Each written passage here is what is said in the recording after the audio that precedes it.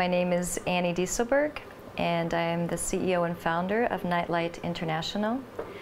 I work in Bangkok with two branches of Nightlight, which is Nightlight Design Company and Nightlight Foundation. Nightlight started in 2005, but before that I was working for another organization for 5 years.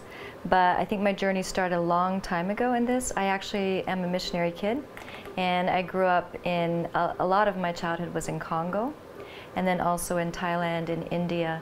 So growing up I was really exposed to the issues of the broken, the poor, the marginalized, and that was where my heart really was.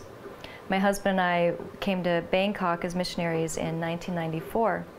And we were assigned to traditional mission roles in the church.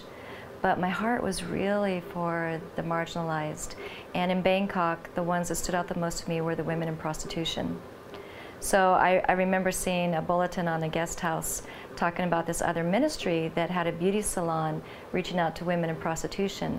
And seeing that and just thinking, oh, wow, that's a dream job. That's what I want to do. If there was anything I could choose, that's what I would choose to do. And it was a number of years later that I met a woman working there and told her I thought it was an amazing ministry. And she said, well, come along then, and you can join us on outreach and we'll have a sweet time of fellowship in the bars. And I thought, sweet time of fellowship in the bars, those words don't go together for me, because I grew up kind of Miss Goody Two-Shoes. But I started going with her on outreach, and I was a little intimidated, afraid at first. But as I began to hear the women's stories and see their hearts, I fell in love with them. And it just became my full-time passion.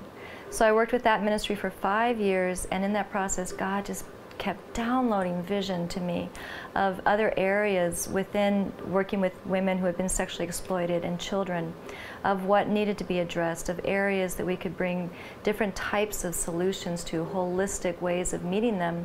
And I realized finally that God was calling me out of that ministry to begin a new one called Nightlight in another area of town, but that would address not only the needs of Thai women in prostitution, but also international, the women who come to Bangkok from places as far away as East Africa and Central Asia, children who are brought in from neighboring countries who are at high risk.